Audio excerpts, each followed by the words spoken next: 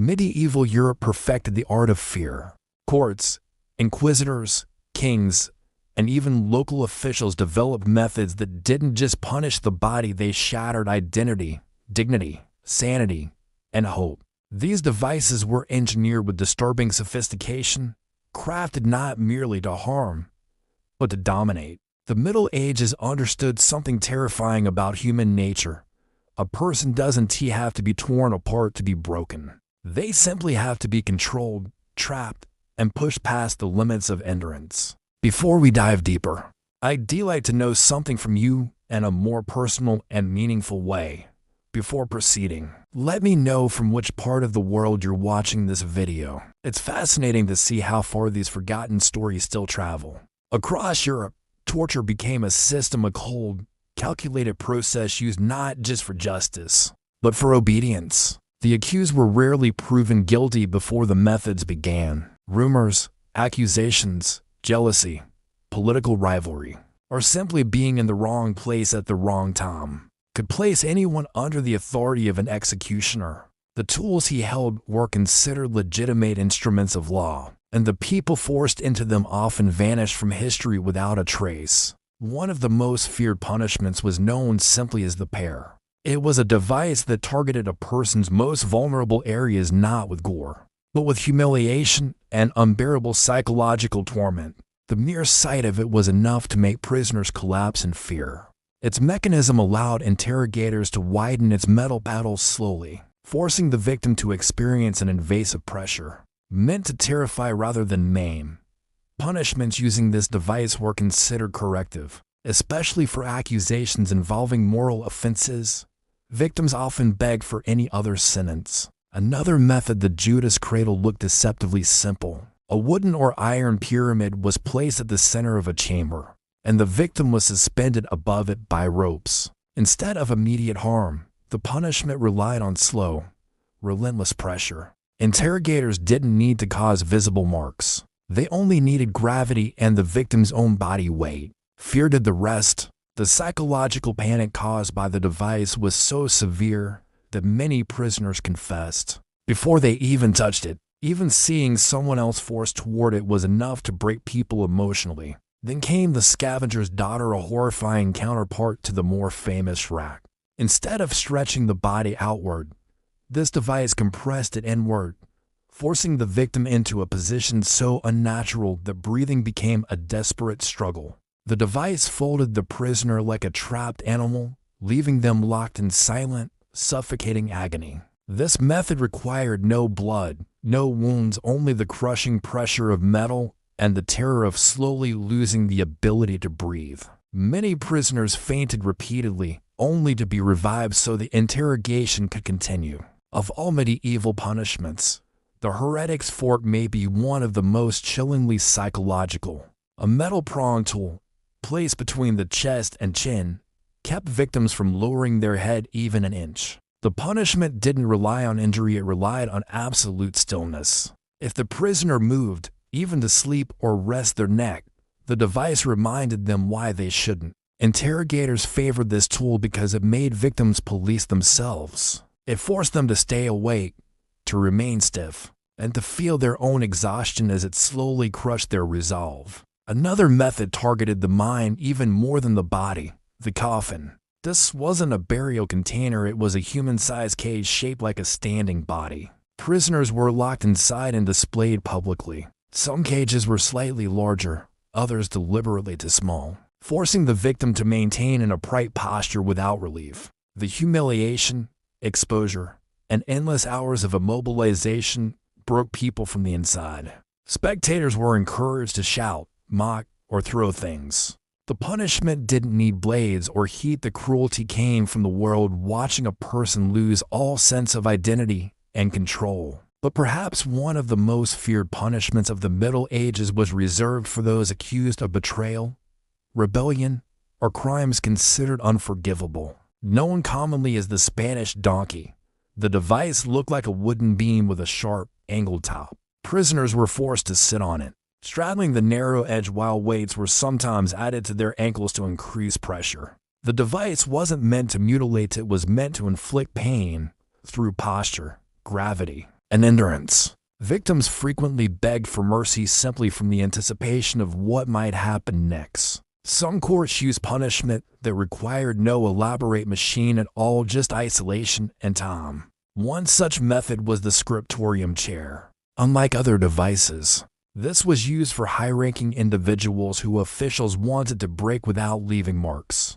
Victims were placed in a chair and forced to sit perfectly still for hours or days, with guards monitoring every movement. They weren't allowed to speak, sleep, or shift position. The punishment wasn't violent, but it was maddening. People cracked under the sheer and natural stillness. It was torture through silence, discipline, and psychological suffocation. Even more disturbing was the tub treatment. Prisoners were seated in a wooden tub or barrel with only their head exposed. While non-graphic, the punishment was deeply degrading. The victim remained seated for days, unable to stand, stretch, or even move their arms. Guards often ignored them completely unless required. The long periods of immobilization created physical torment without any need for weapons or heat. The psychological breakdown from being helpless and trapped was severe enough that few ever recovered fully. And then there was the horological rotating cage, barely large enough to fit a person. Prisoners were locked inside and spun repeatedly until they lost their sense of direction, balance, and awareness. The punishment wasn't about harm, it was about disorientation so extreme that victims often couldn't walk or stand afterward. Courts used this device to induce panic and confusion before interrogation, ensuring the prisoner was mentally weakened and unable to resist questioning. These were not rare punishments.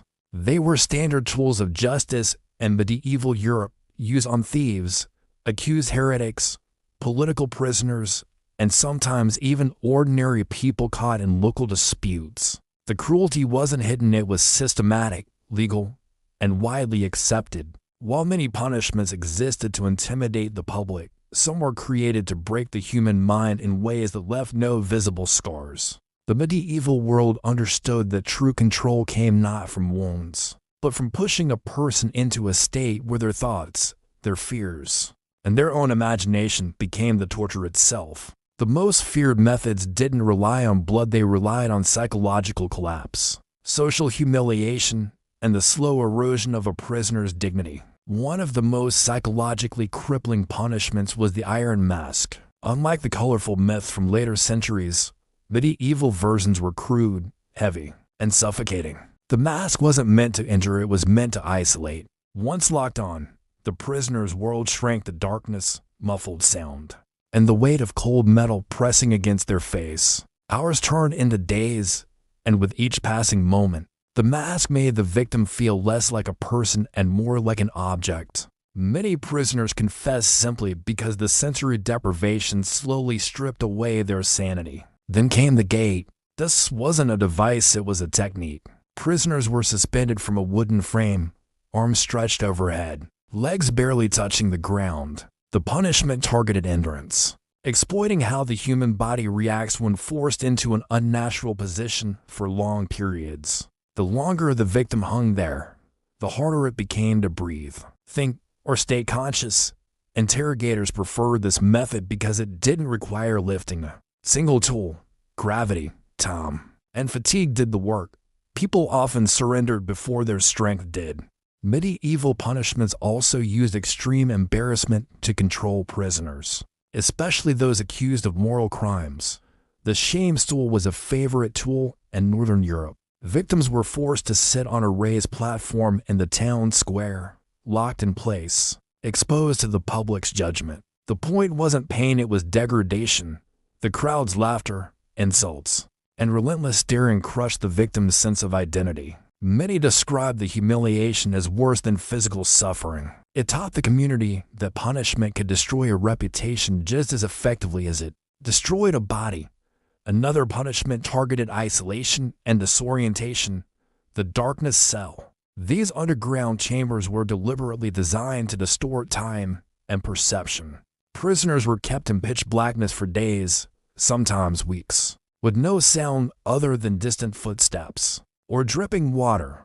There was no room to stretch, no light to anchor one's thoughts, and no sense of day or night. The isolation was so complete that prisoners often panicked within hours. Many begged to be transferred to harsher physical devices, simply to escape the suffocating psychological torment of the dark. Some punishments were specifically engineered to test obedience. One such method was the iron harness. It locked around the prisoner's body, freezing them in a rigid posture and forcing them to walk or stand in excruciating positions for extended periods. The harness didn't need to enter, it made ordinary movement impossible. Guards would command the prisoner to perform simple tasks: stand, turn, kneel, and each action, constrained by metal, became a painful ordeal. This slow degradation of autonomy was considered one of the most effective ways to break the will of stubborn or defiant captives. Then there was the ordeal of the ice seat, common in cold northern regions. Prisoners were forced to sit on a frozen stone or metal bench for long hours. The punishment was agonizing not because of visible wounds, but because of the deep, numbing cold that crept slowly through the body. Victims would tremble uncontrollably, struggle to think clearly, and often fall into near delirious states. The cold reached places no blade or whip could reach. It turned the simplest act, remaining seated, into a grueling test of endurance. But perhaps one of the most feared psychological tortures of all was known simply as the cradle of rats. Not the gruesome fictional version, but the real medieval practice that relied on fear rather than gore. A cage containing small, frantic animals was placed near the prisoner, who was told what the creatures might do if they grew agitated. Interrogators didn't need to force anything. The prisoner's imagination did the work. The threats, the scratching, the trap rattling, it was enough to cause panic and uncontrolled fear, often leading to desperate confessions before the device was ever used in full. Medieval prisons also used sensory overload as punishment, particularly in city jails where noise was constant. One method, called the bell room, placed the prisoner in a chamber where a large bell hung overhead. Guards would strike it repeatedly, sending deafening vibrations through the air. The noise made thinking impossible, sleeping unimaginable, and calmness unattainable. After a few hours, victims became disoriented. After a day, many were reduced to pleading for mercy. No blade was needed, just the overwhelming force of sound for prisoners accused of lying, dishonesty, or corruption. Another punishment awaited: the truth seat. This wooden chair was designed to be uncomfortable in a way that slowly intensified with every passing minute. Sharp angles forced the spine into a painful position, while the seat dipped just enough to make balance difficult. Interrogators believed that a guilty person would break under the discomfort sooner than someone telling the truth, whether or not that was accurate. The chair's real purpose was to exhaust the mind as much as the body. But one of the most uniquely medieval tortures was known as the hunger trap. Victims weren't starved, they were fed just enough to survive. What made this punishment terrifying was its combination of confinement and suspense. Prisoners never knew when food would come, or how much, or whether guards were about to question them. The dreadful anticipation broke them long before hunger did. Interrogators relied on this method for cases where they needed the victim alive, but desperate. Finally, there was the iron squeeze. This device didn't stretch or tear it tighten. The victim was placed inside a metal frame that applied pressure gradually, restricting their ability to move or breathe freely. It was slow, quiet, methodical, the kind of punishment that left no dramatic scars. Only the memory of intense confinement and the fear of being crushed by invisible force. People who survived often described it as the most haunting experience of their lives. These punishments reveal the true face of medieval justice. It wasn't just physical, it was psychological warfare. The goal was domination through fear, humiliation, exhaustion, and despair. The Middle Ages crafted a world where suffering was both a performance and a tool of authority. And the people who passed through these prisons carried the weight of the cruelty long after the devices were removed. If this deeper look into history shocked you, or if you learned something new today, make sure you rate part of the journey as we uncover more stories the world tries to forget. And if you want more episodes like this, stories that reveal the darkest corners of the past, Don't forget to subscribe, share your thoughts, and let me know which era you want to explore next.